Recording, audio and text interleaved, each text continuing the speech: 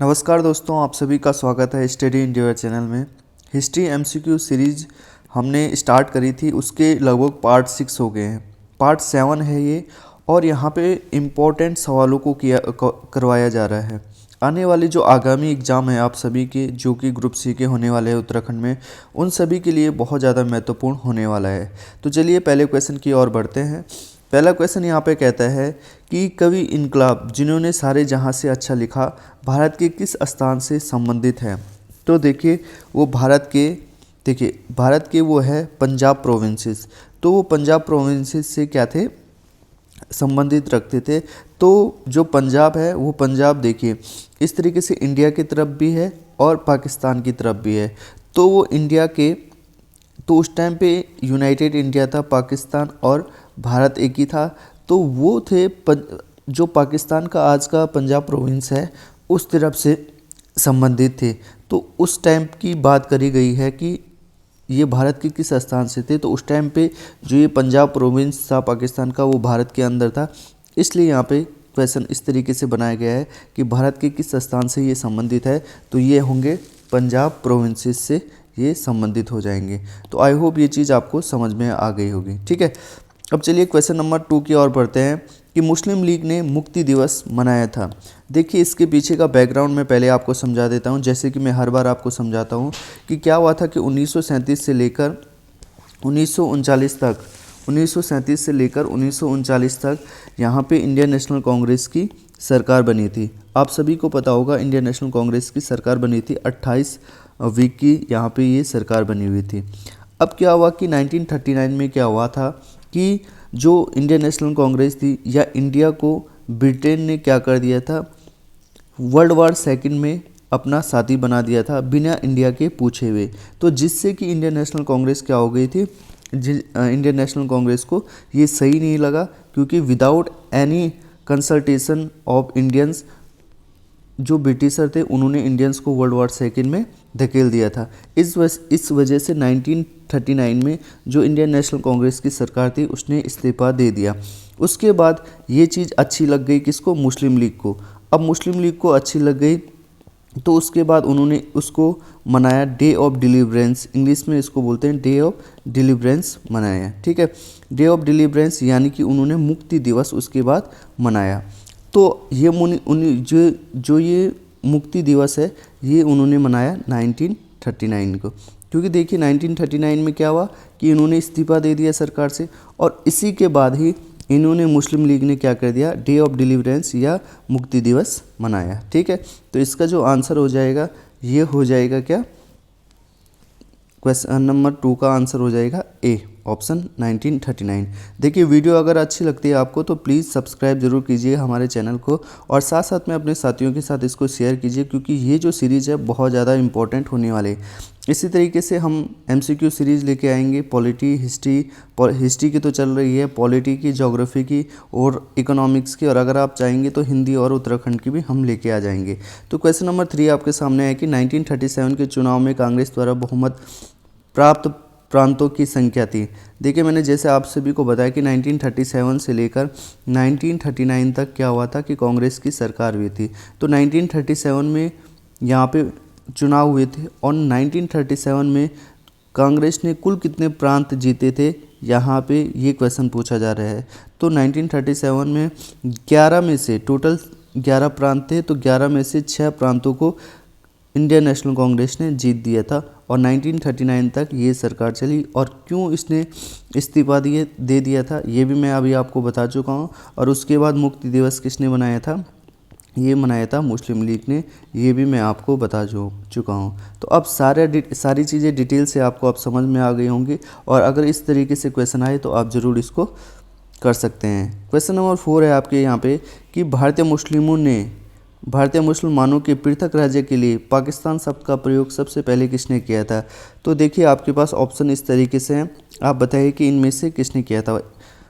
देखिए जो ये शब्द है, इस शब्द का प्रयोग सबसे पहले, ये देखिए इसमें कुछ बताने के लिए नहीं है, सिर्फ ये ऐसी चीज़ है जिसमें आपको रटनी थी। तो इसका जो आंसर हो जाएगा चौधरी रहमत अली।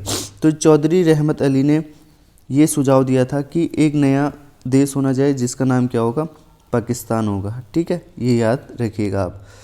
ठीक, सॉरी।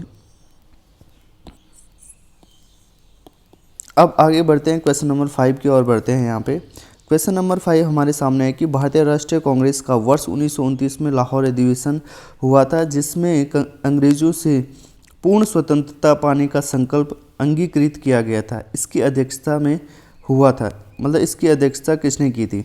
तो देखिए, मैंने आप सभी को बता रखा है कि 1929 में एक लाहौर सेशन हुआ था।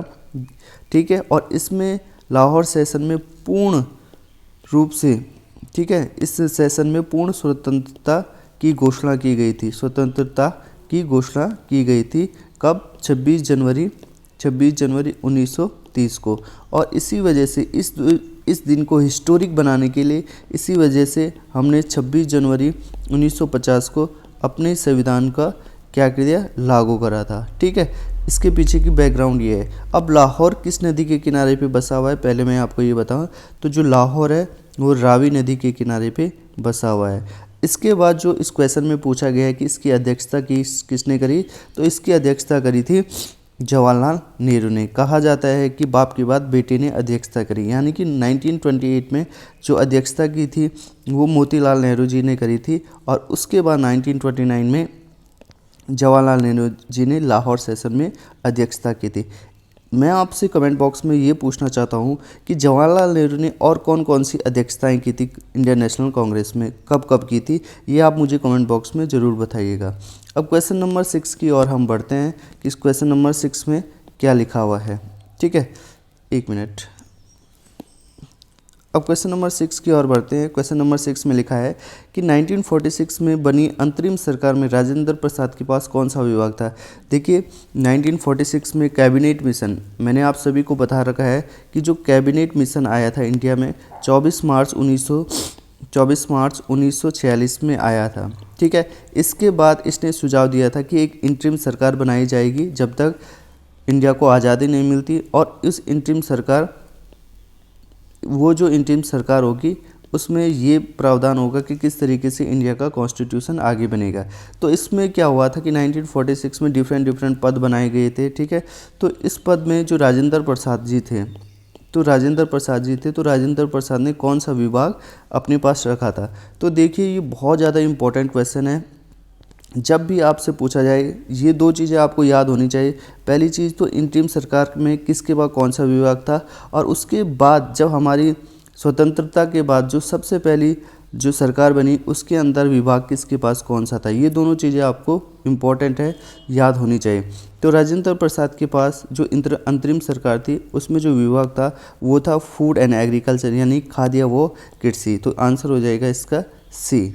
ठीक है, तो ये इसका आंसर था। इसमें कुछ ज़्यादा समझाने के लिए नहीं है, जो इसमें याद रखना है वो मैंने आपको बता दिया है। तो क्वेश्चन नंबर 6 का सी है, बहुत ही ज़्यादा इंपॉर्टेंट क्वेश्चन है, बार बार पूछा जाता है ये, इसको आप ज़रूर याद रखिएगा। क्वेश्चन नंबर 7 की ओर बढ़ते हैं कि वर्ष 1939 में कांग्रेस के छोड़ने के पश्चात सुभाष चंद्र बोस ने किस दल की स्थापना करी थी? देखिए, क्वेश्चन नंबर जो पार्ट 6 था उसमें मैंने ये बहुत अच्छे से डिटेल में बता दिया था कि क्यों 1939 में सुभाष चंद्र बोस ने इंडियन नेशनल कांग्रेस को छोड़ दिया था, और उसके बाद उन्होंने कौन सी ऑर्गेनाइजेशन की स्थापना करी थी या कौन से दल की स्थापना करी थी। ये मैं कल आपको बहुत अच्छे डिटेल से बता चुका हूँ, यहाँ पे नहीं बताऊँगा। आप पार्ट 6 को ज़रूर देखिएगा, वहाँ पर मैंने बहुत अच्छे से इसको डिस्कस किया है। तो यहाँ पर इसका जो सिंपल आंसर हो जाएगा वो हो जाएगा फॉरवर्ड ब्लॉक। ठीक है, तो इसका आंसर हो जाएगा फॉरवर्ड ब्लॉक। और 1939 में जो इंडियन नेशनल कांग्रेस के जो अध्यक्ष बने थे वो सुभाष चंद्र बोस बने थे, त्रिपुरी में ये सेशन हुआ था। ठीक है, और जब 1939 में जब इंडियन नेशनल कांग्रेस की अध्यक्षता यहाँ पे सुभाष चंद्र बोस ने छोड़ दी थी, तो उसके बाद डॉक्टर राजेंद्र प्रसाद यहाँ पे क्या बने थे? डॉक्टर राजेंद्र प्रसाद अध्यक्ष बने थे। ये चीज़ भी मैंने आपको कल बताई थी, इस चीज़ को भी आपने याद रखना था। उसके बाद क्वेश्चन नंबर 8 की ओर हम बढ़ते हैं। यहाँ पे वर्ष 1946 में गठित अंतरिम कैबिनेट की अध्यक्षता किसने की थी? तो जो मैंने आपको बताया है कि इंटरिम गवर्नमेंट बनी थी। ठीक है, इंटरिम गवर्नमेंट बनी थी, आप सभी को बताया था मैंने कैबिनेट मिशन के बाद। तो ये 1946 में बनी थी, और इसकी अध्यक्षता आप सभी को पता है, इसकी अध्यक्षता इन चारों में से करी थी जवाहरलाल नेहरू जी ने। इसकी अध्यक्षता की थी जवाहरलाल नेहरू जी ने। तो इतना आपको यहाँ पे समझना था। इंटरिम गवर्नमेंट में क्या क्या हुआ था, कौन कौन से लोग थे, कब से कब तक चली, ये चीज़ें आप ज़रूर पढ़िएगा, इससे क्वेश्चन ज़रूर बनते हैं। उसके बाद है कि किसने प्रसिद्ध चिटगांव शस्त्रागार धावे को आयोजित किया था। चिटगांव आर्मरी रेड भी कहते हैं इसे इंग्लिश में, ठीक है। ये आपको हिंट बता देता हूँ, ये हुई थी कलकत्ता में, ठीक है, मतलब कलकत्ता वेस्ट बंगाल में हुई थी ये, ठीक है। तो किसने किया था ये आपको बताना है। ऑप्शन आपके पास है लक्ष्मी सहगल, सूर्य सेन, बटुकेश्वर दत्त या जे.एम. सेनगुप्ता। तो इसका जो आंसर हो जाएगा आपके सामने सूर्य सेन, ठीक है, सूर्य सेन इसका आंसर हो जाएगा। इन्होंने प्रसिद्ध चिटगांव आर्मरी रेड करी थी। तो सूर्य सेन एक टीचर थे, ठीक है, सूर्य सेन पैसे से एक टीचर थे। बाद में इन्होंने ब्रिटिशर के खिलाफ क्या करी, अपनी एक बगावत छेड़ दी, और ये टाइम था सिविल डिसओबीडिएंट मूवमेंट का, यानी कि सविनय अवज्ञा आंदोलन का ये टाइम था, 1931 का टाइम था, ठीक है। तो ये चीज़ आपको याद रखनी है, ठीक है। इसके बाद क्वेश्चन नंबर 9 के बाद 10 आएगा कि हंटर आयोग की नियुक्ति की गई थी। ये देखिए सारी चीज़ें मैंने आपको पहले ही से बता रखी है, पार्ट 1, 2, 3, 4, 5, 6 आपने देखे होंगे, तो वहाँ से अगर आपने चीज़ों को अच्छे से समझा होगा तो इन सभी क्वेश्चन के आंसर आप आसानी से दे सकते हैं। तो हंटर आयोग की नियुक्ति क्यों की गई थी, देखिए मैंने हंटर आयोग के बारे में आपको बताया भी था। तो हंटर आयोग की जो नियुक्ति की गई थी वो की गई थी जलियांवाला बाग हत्याकांड के बाद। देखिए जलियांवाला जो बाग हत्याकांड है उसके बाद एक कमीशन बिठाई गई थी जिसका नाम था हंटर आयोग, कि जलियांवाला बाग हत्याकांड में क्या हुआ था, किस तरीके की वहाँ पे स्थिति हुई थी, इन सब की जांच करने के लिए हंटर आयोग की नियुक्ति की गई थी आफ्टर 1999। आप सभी को पता है कि जलियांवाला बाग हत्याकांड हुआ था 1919 में, ठीक है। तो चलिए आगे बढ़ते हैं, क्वेश्चन नंबर 11 की ओर बढ़ते हैं कि भारत के विभाजन का बाल्कन प्लान उपज था। देखिए बाल्कन प्लान क्या होता है। बाल्कन प्लान आप सभी को पता है कि जो बाल्कन कंट्रीज हैं, ठीक है, तो बाल्कन कंट्रीज यहाँ पे आप देखोगे तो ईस्ट यूरोप में है, बाल्कन कंट्रीज हैं ईस्ट यूरोप में। तो ईस्ट यूरोप में क्या हुआ था कि उनका विखंडन, जो बाल्कन कंट्रीज थी उनका विखंडन या डिवीजन हुआ था, ठीक है, उनका क्या हुआ था, विभाजन हुआ था या डिवीजन हुआ था। तो उसी तरीके से इंडिया और पाकिस्तान का भी क्या हुआ था, विभाजन हुआ था, इसलिए इसको क्या बोला जाता है, बाल्कन प्लान कहा जाता है। तो अब समझिए आप इसको बाल्कन प्लान क्यों कहा जाता है।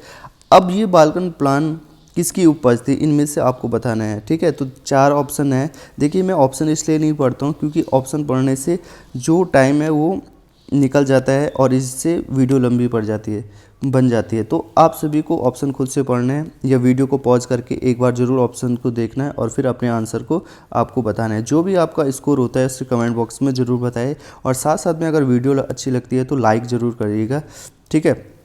देखिए इसका विभाजन प्लान किसकी उपज थी, लॉर्ड माउंटबेटन की, ठीक है। तो लॉर्ड माउंटबेटन जब आया था उन्होंने बाल्कन प्लान या माउंटबेटन प्लान भी इसको कहा जाता है, और माउंटबेटन प्लान के तहत ही इंडिया और पाकिस्तान 2 कंट्रीज़ के लिए यहाँ पे इन्होंने रिकमेंडेशन रखी थी और उसके बाद हो भी गया था। क्वेश्चन नंबर 12 की बात करते हैं हम, किस भारतीय राष्ट्रवादी नेता ने जर्मनी और ब्रिटेन के बीच युद्ध को ऐसे ईश्वर प्रदत्त अवसर के रूप में देखा जिसमें भारतीयों को उस स्थिति को अपने हित में लाभ उठाने का मौका मिले। देखिए ये बात है किस टाइम पे कि 1940s के टाइम की। 1940s के टाइम पे क्या हो रहा था कि वर्ल्ड वॉर सेकंड स्टार्ट हो गया था। तो वर्ल्ड वॉर सेकंड स्टार्ट जब हो गया था तो वर्ल्ड वॉर सेकंड के टाइम पे क्या हुआ था कि जर्मनी और ब्रिटेन के बीच में युद्ध चल रहा था। तो ये एक ऐसा मौका था जहाँ पे ब्रिटेन ने हम पे कब्जा कर रखा था, और ब्रिटेन की जो सारी एनर्जी थी वो वर्ल्ड वॉर 2 में लग रही थी। और वर्ल्ड वॉर 2 में ब्रिटेन ने, मैंने अभी आपको बताया कि ब्रिटेन ने 1939 में इंडिया को अपनी तरफ से लड़वा भी दिया बिना इंडिया के पूछे, और इस वजह से यहाँ पे इंडियन नेशनल कांग्रेस ने अपनी सरकार छोड़ भी दी थी।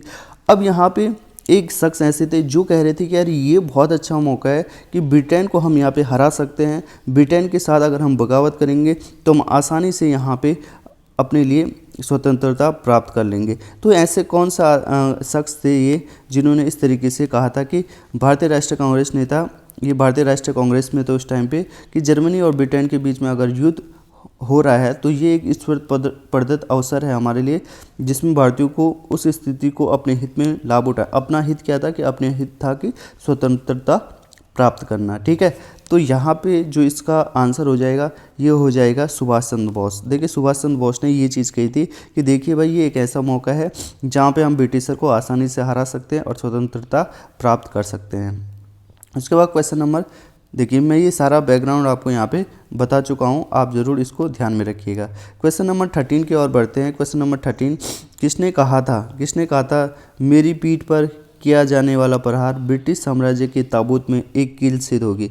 ये बैकग्राउंड में आपको बता देता हूँ कि ये कब हुआ था। देखिए 1928 के टाइम पे क्या हुआ था कि साइमन कमीशन इंडिया आया था, और साइमन कमीशन, देखिए नारे लगे थे कि साइमन गो बैक के नारे लगे थे, और उसी तरीके से पंजाब प्रोविंस में लाला लाजपत राय जी भी क्या कर रहे थे, यहाँ पे इसका विरोध कर रहे थे। अब लाला लाजपत राय जब इसका विरोध कर रहे थे तो जो ब्रिटिशर थे, ब्रिटिशर के जो पुलिसमैन थे, उन्होंने लाला लाजपत राय पे क्या करा था, बहुत सारे डंडे बरसाए थे। अब जब उन्होंने बहुत सारे डंडे बरसाए थे तो लाला लाजपत राय ने कहा कि मेरी पीठ पर किया गया जाने वाला प्रहार ब्रिटिश साम्राज्य के ताबूत में एक कील सिद्ध होगी। देखिए ताबूत क्या होता है, ताबूत इस तरीके से कफन होता है, उसमें कीलें लगाई जाती है, तो एक एक कील क्या होगी, सिद्ध होगी, सो डैट कि जो ब्रिटिश साम्राज्य है वो ख़त्म हो जाएगा। ठीक है, तो इस तरीके से यहाँ पे लाला लाजपत राय ने कहा था। तो इसका जो आंसर हो जाएगा वो हो जाएगा लाला लाजपत राय। अब देखिए जब लाला लाजपत राय को जब डंडे बरसाए गए थे, उनकी मृत्यु हो गई थी, और उनकी मृत्यु का बदला लेने के लिए यहाँ पे भगत सिंह ने क्या करा था, यहाँ पे सॉन्डर्स की हत्या कर दी थी, और इसी वजह से सॉन्डर्स की हत्या की वजह से उनको 23 मार्च 1931 को सजा हो गई थी फांसी की। ठीक है, ये चीज़ आपको याद रखनी है। ठीक है, अब आगे बढ़ते हैं। अगर आपको वीडियो अच्छी लग रही है या वीडियो में कुछ आपको सजेशन है तो कमेंट बॉक्स में आप ज़रूर बताइएगा। क्वेश्चन नंबर 14 की ओर बढ़ते हैं। निम्नलिखित में से किस कारण सार्वजनिक रोष की लहर उभरी जिसके फलस्वरूप जलियांवाला बाग में ब्रिटिश द्वारा जनसंहार की घटना घटी। देखिए इसका बैकग्राउंड बताता हूँ, जलियांवाला बाग हत्याकांड हुआ क्यों था। देखिए जलियांवाला बाग हत्याकांड इसलिए हुआ था क्योंकि उस टाइम पे रॉलेट एक्ट लगा हुआ था, या जो पंजाब में उस टाइम पे ब्रिटिश ये क्या बोलते हैं कि कोर्ट मार्शल लगा हुआ था, या हम बोले 144 सेक्शन धारा लगी हुई थी जिसके तहत लोग बाहर नहीं निकल सकते थे। ठीक है, और इस वजह से क्या हुआ था, रॉलेट एक्ट भी लगा हुआ था, ये सारी चीज़ें चल रही थी। तो वहाँ पे देखिए निम्नलिखित में से किस कारण सार्वजनिक रोष की लहर उभरी जिसके फलस्वरूप जलियांवाला बाग में ब्रिटिश द्वारा जनसंहार की घटना घटी। तो जनसंहार की घटना क्यों घटी, उस टाइम पे देखिए वहाँ पे क्या लगा हुआ था, रॉलेट एक्ट वगैरह लगा हुआ था, उसके बाद पंजाब रॉन्ग्स हुए। ठीक है, ये सारी चीज़ें घटी। तो इस तरीके से जो ऑप्शन दिए गए हैं, तो ऑप्शन सिंपल है इसका आंसर हो जाएगा दी रॉलेट एक्ट। ठीक है, रॉलेट एक्ट में क्या था कि बिना सबूत के आपको सीधे जेल में डाला जा सकता था। इस तरीके से रॉलेट एक्ट था। यहाँ पे आपके सामने कोई सुनवाई कार्यवाही नहीं होगी, सीधे आपको जेल में डाल दिया जाएगा। क्वेश्चन नंबर 15 है कि पुस्तक the story of the integration of Indian states किसने लिखी थी। इंटीग्रेशन का मतलब क्या होता है कि इंटीग्रेशन मतलब इकट्ठा करना चीज़ों को। तो the story of the integration of the Indian state, जब इंडियन स्टेट्स को, जब देखिए भारत आज़ाद हो गया था तो बहुत सारे राज्य रजवाड़े थे, उन सभी को इंटीग्रेट या इंडिया के अंदर मिलाना था। तो ये जो पुस्तक लिखी गई थी the story of the integration of the Indian state, ये लिखी गई थी। देखिए वहाँ पे जो मेन रोल निभाया था सरदार वल्लभ भाई पटेल जी ने निभाया था। इनके साथ इनके सेक्रेटरी थे, इनके साथ एक सेक्रेटरी थे जिनका नाम था वीपी मेनन इनके सेक्रेटरी या हम कह सकते हैं एडवाइज़र भी थे, और इन एडवाइज़र ने ही इनको बहुत सलाह मशवरे दी, और इन दोनों ने मिलजुल के क्या करा था, इंटीग्रेशन करने में बहुत सहायता करी थी इंडियन स्टेट्स की। ठीक है, तो इस तरीके से इसका जो आंसर हो जाएगा वो क्वेश्चन नंबर 15 का डी हो जाएगा वीपी मेनन। और वीपी मेनन उस टाइम पे एडवाइज़र थे किसके, सरदार वल्लभ भाई पटेल जी के आफ्टर द इंडियन इंडिपेंडेंस। ये चीज़ आपको यहाँ पे याद रखनी है, वीपी मेनन का नाम भी बहुत बार आता है। क्वेश्चन नंबर 16 में क्वेश्चन नंबर 16 आपके सामने है कि 1932 में 32 के पूना समझौते के साथ किसका सीधा संबंध है, यानी कि पूना समझौते के टाइम पे ये किसका संबंध है। तो यहाँ पे जो ऑप्शन दिए हैं इनमें से हमको बताना पड़ेगा कि भारतीय महिलाओं का संबंध है, भारतीय मजदूर वर्ग का, भारतीय कृषि वर्ग का, या भारतीय दलित वर्ग का। तो आप सभी को पता है इसका जो आंसर हो जाएगा वो डी हो जाएगा, भारतीय दलित वर्ग का। आप सभी को बताया है मैंने कि कॉम्युनल अवार्ड आया था 1932 में, मैकडोनल्ड लेके आया था जो ब्रिटेन का प्राइम मिनिस्टर था, डिप्रेस्ड क्लास के लिए अलग से सेपरेट इलेक्टोरेट लेके आया था। अब जब सेपरेट इलेक्टोरेट लेके आया था तो महात्मा गांधी ने यरवदा जेल में अनशन कर दिया था, फास्ट रख दिया था। तो इस वजह से क्या हुआ था कि पूना समझौता हुआ किस किस के बीच में, डॉक्टर अंबेडकर जी के बीच में और महात्मा गांधी जी के बीच में। तो डिप्रेस्ड क्लास यानी कि दलित वर्ग के लिए था ये, ठीक है। उसके बाद क्या हुआ था कि एक समझौता हुआ था जिसमें कि जो पूना एक्ट था उसमें जो सीटें थी वो सीटें रिजर्व की गई सेंट्रल लेजिस्लेटिव काउंसिल में, किसके लिए, डिप्रेस्ड क्लास के लिए, और वो बढ़ा के 47 से आई थिंक 147 कर दी गई थी, ठीक है। तो ये चीज़ आपको यहाँ पे याद रखनी थी, ठीक है। ये अब आगे बढ़ते हैं क्वेश्चन नंबर 17 में। भारतीय स्वतंत्रता संघर्ष के दौरान निम्नलिखित में से किसने फ्री इंडियन लीजन नामक सेना बनाई। तो फ्री इंडियन लीजन ये जो बनाई गई थी, ये बनाई गई थी इन चारों में से आप पॉज करके जरूर बताइएगा कि आंसर किसका है। तो आंसर हो जाएगा इसका सुभाष चंद्र बोस जी ने ये फ्री इंडियन लीजन नामक सेना बनाई थी।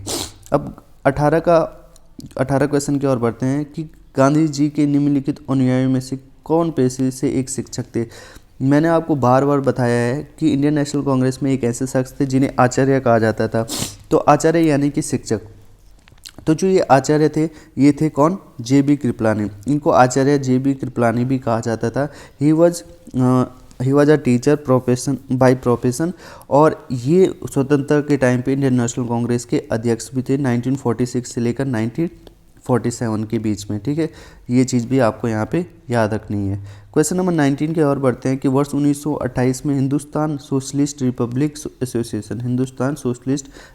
एसोसिएशन HSRA, ठीक है, की स्थापना हुई थी। इसकी स्थापना कहाँ हुई थी। तो देखिए इसकी जो स्थापना हुई थी वो हुई थी दिल्ली के फिरोज शाह कोटला में। इसका आंसर B हो जाएगा, ठीक है। इससे कौन कौन लोग जुड़े हुए थे ये कमेंट बॉक्स में आप ज़रूर बता दीजिएगा। मैं एक चीज़ बता, चंद्रशेखर आज़ाद इससे जुड़े हुए थे। इसके अलावा आपको बताना है, देखिए आपको बता दूं कि HRA हिंदुस्तान रिपब्लिक एसोसिएशन 1924 में बनाया गया था, ठीक है, जिसमें बहुत सारे लोग जुड़े हुए थे जैसे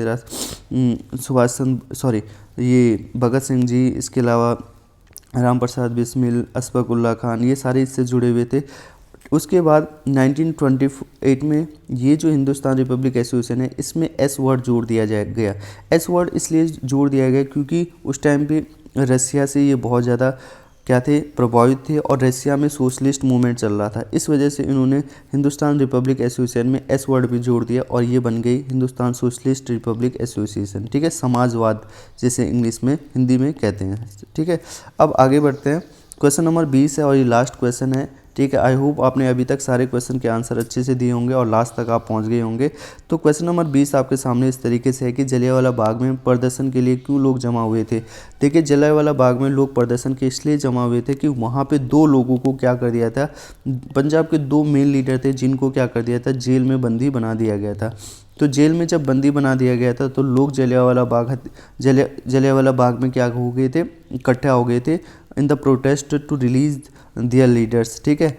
अब इस जब प्रदर्शन हो रहा था तो इन पे गोलियां बरसाई गई जिसको जलियांवाला बाग हत्याकांड भी कहा जाता है।